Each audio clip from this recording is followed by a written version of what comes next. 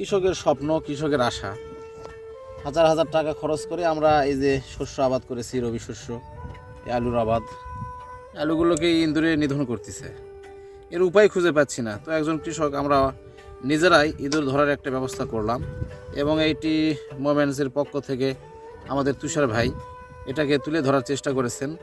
আমরা অনেক কষ্ট করে একটা গর্তে আমরা ইঁদুর পাইনি, অন্য গর্তে আবার আসলাম। অনেক কষ্টের পরে, খোঁজাখুঁজির পরে আমরা সেখানে গর্ত করার পরে সেখানে আবারও আমরা পানি দিলাম, এবং আমাদের নিজস্ব প্রচেষ্টায় যেভাবে ধরলে হয় আর কি। পরবর্তীতে আমরা একটি মাত্র ইঁদুর পেয়েছি, এর আগেও একটা পেয়েছিলাম। আমাদের প্রতিদিন অনেক আলু নষ্ট করতেছে, দেখেন অনেক আলুগুলো ওনারা কেটে কেটে ফেলে দিচ্ছে। ওনাদের আশা হয়তো যে আলুটা দিয়ে ওনারা সারা বছর ধরে খাবে, কিন্তু ওনাদের খোরাক জোগাইতে গেলে তো আমাদেরও তো সমস্যা হয়ে যাচ্ছে।